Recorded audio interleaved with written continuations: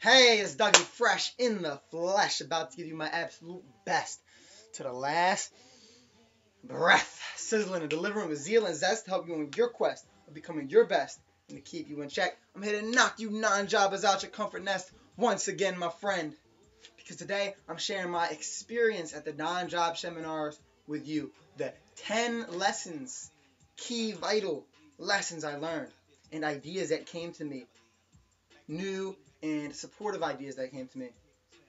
First of all, I want to say it was a marvelous experience that I'll never forget.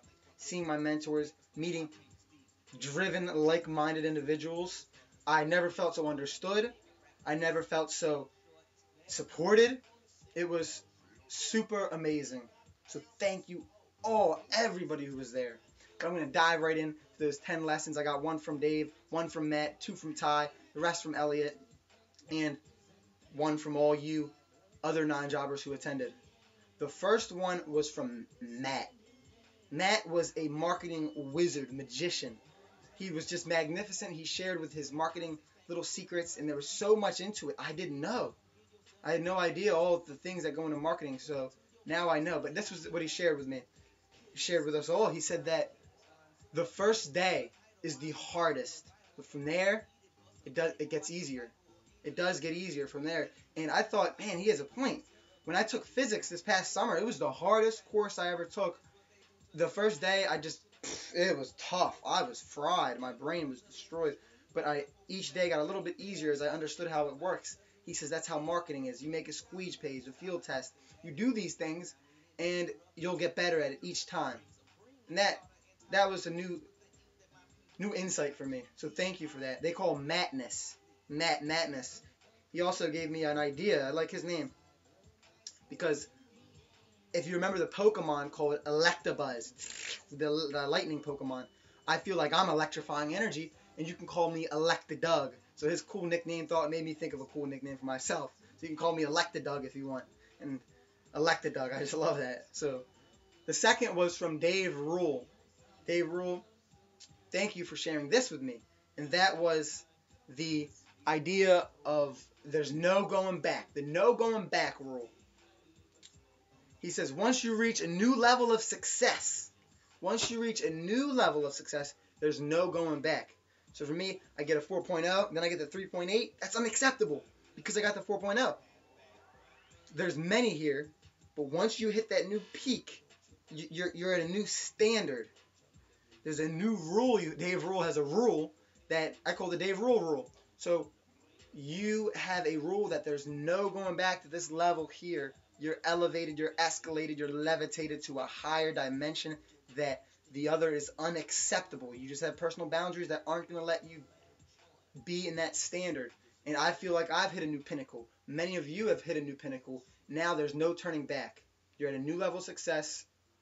Now let's get to the next level. But understand, you can't go any lower than what you have been at. There's no going back to old you.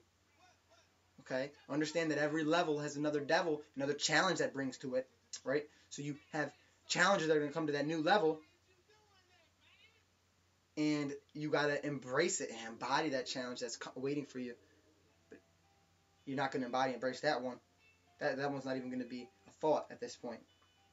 The third one was from Sherman. I loved Sherman, his energy, his vitality he brought to the table every time I saw him speak, his enthusiasm. I really resonated with it because I see that in myself.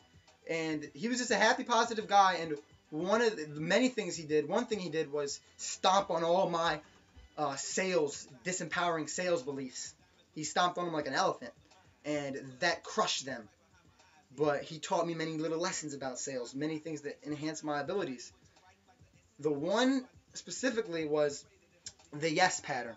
He says, if you agree on something, and he tested this out on me, he said, you know what I'm saying, Doug? He didn't say my name. He said, you know what I'm saying? And I was like, yeah. And he said, see, got him. So it has me saying yes. You have someone in the momentum of saying yes and agreeing with you, and from there, you can influence them more. It's in How to Win Friends and Influence People, actually. Dale Carnegie says, getting people saying yes, yes. So you can use that. The next was Ty Lopez. I got two from Ty. One was to challenge your mentors, to go against them sometimes and question them. And that's a new concept for me. I don't want to follow them completely. So you look for different beliefs. So Elliott could say one thing. Let me go to somebody else who says something different. You know, let's go to my resources and see in the books if there's a different belief, and let's put these two on paper and see what gold comes out and melt them like gold. So that was cool, and that's a new concept for me. So thank you, Ty, for that. Also, if you guys don't know about Ty Lopez, he's outstanding. I really enjoyed conversating with him.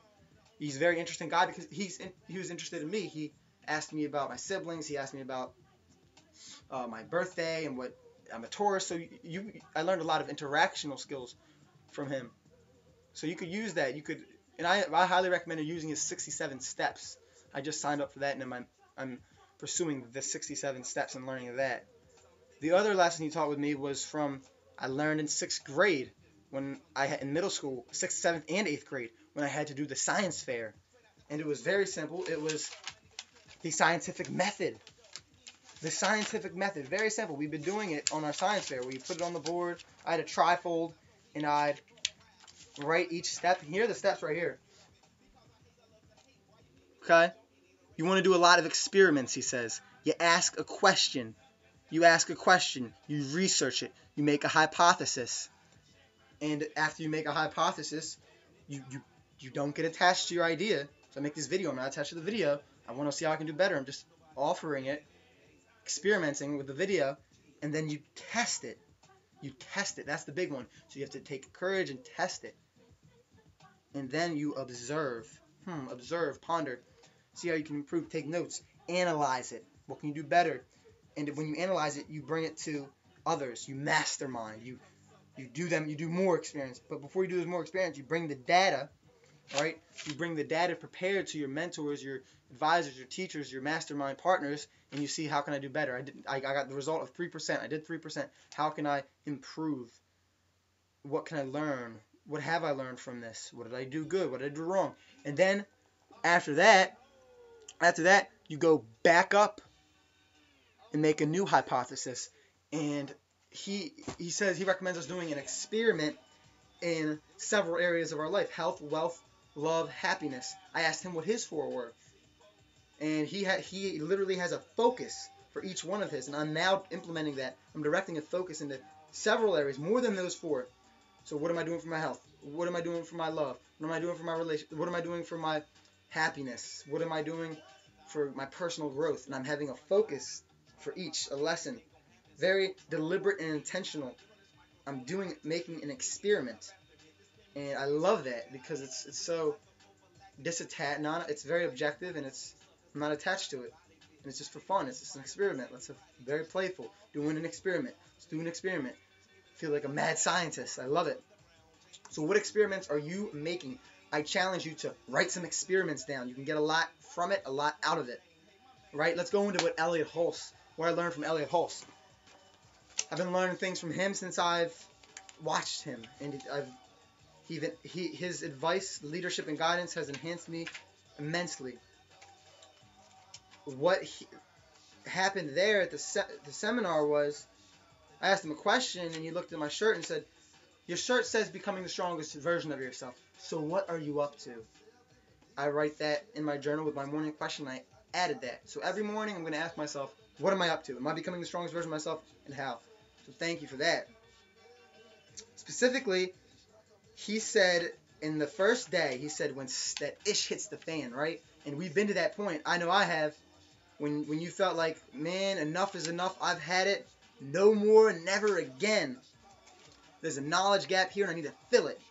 That is actually, you're taking that responsibility, and empowerment is going to come from that. But that's actually when God is saying, I love you, and I expect greatness out of you.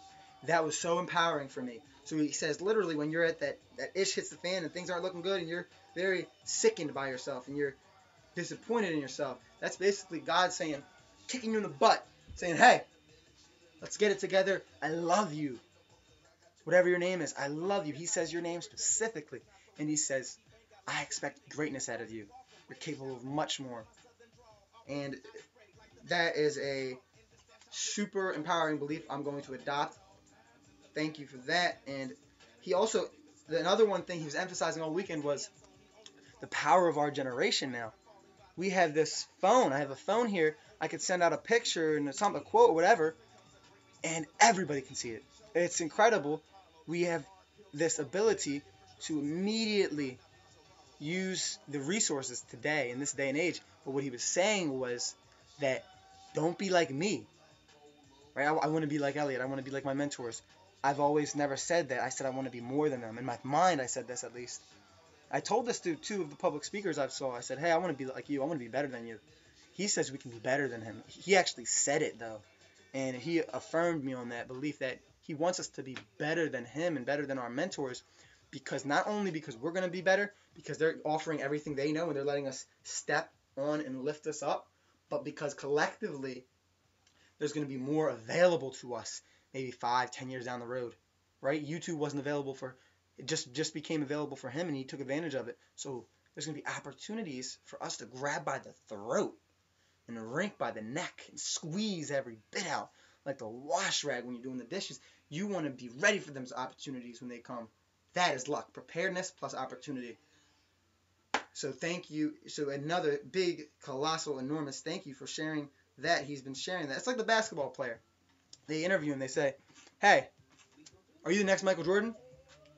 No, I'm going to be better than Michael Jordan. I'm the first Doug Furlano. I'm the first you. I'm the first me. You know what I'm saying? That's what you have to do I invite you. You don't have to do it. You could settle for mediocrity, but that's not what I encourage. I encourage for you to be excellent. And in excellence, that's progressing forward collectively as the world, as we can continue to grow and learn from the past. That's why we're reading. That's why we're doing these things. Attending seminars, listening to videos, seeking help and partnerships. Okay? Next colossal, drastic lesson I learned was this, probably the biggest thing I got from the seminar, the workshop, is that when you don't follow your heart, when you don't follow that animating force in the world, it's actually more dangerous than the safe route, following the well-trodden path. It's more dangerous than that, being safe.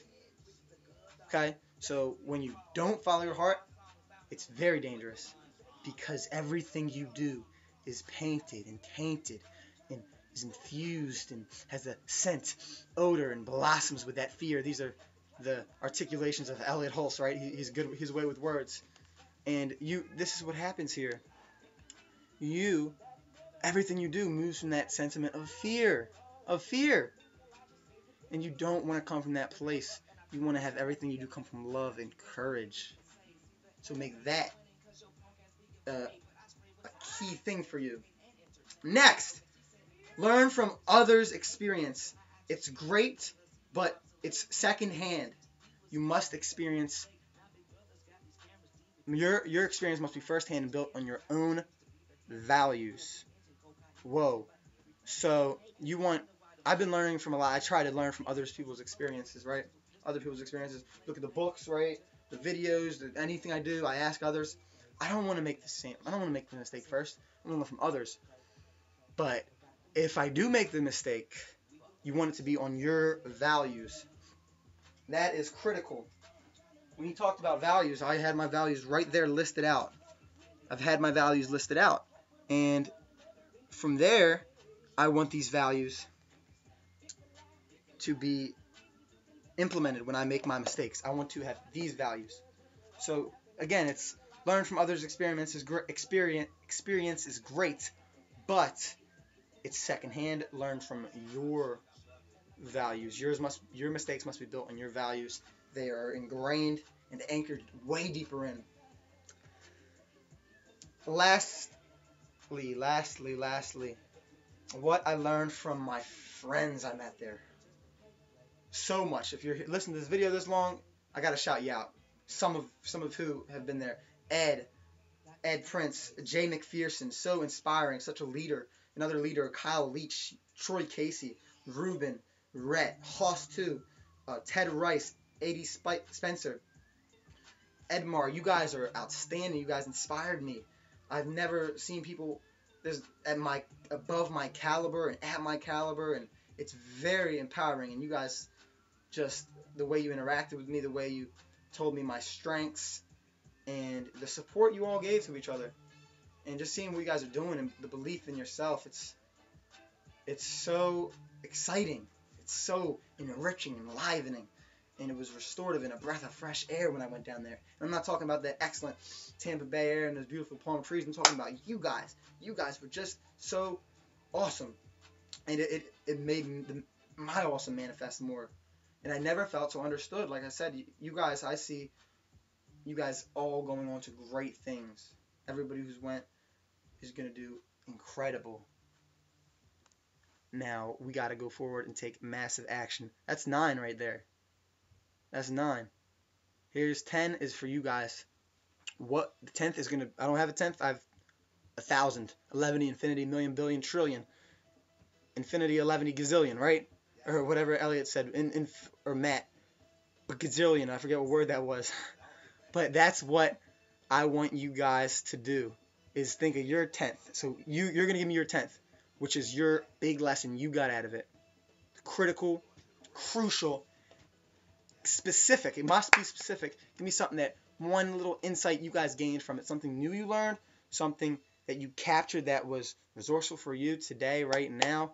And something you can use moving forward. Something, a new idea. Something that they expanded on that you always thought of. Like my 9 lessons. What is yours? Okay? You guys, great job. Let's move forward. Jay McPherson in his video said, "Create space. Create that space."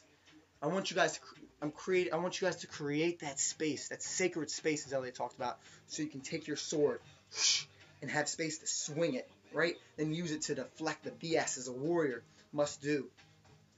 You are warriors. You are kings. You are magicians and lovers. And I'm going to end on how he defined money, because this is a bonus one. I guess this could be my 10th. But he defined money in a very empowering way that I've never heard before. I should write this on I think I will do this. I'm going to write this on a note card and have it down. So he defined money as a physical manifestation of a metaphysical power that flows with the utmost grace and good karma for those that take time in dancing the 4 corners of sharpened intelligence, deepened intuition, expansive love, and aggressive action. That's a pretty hyped up definition of money. I love it, and it's going to be resourceful for me and you moving forward. You guys have a super califragilistic expialidocious weekend.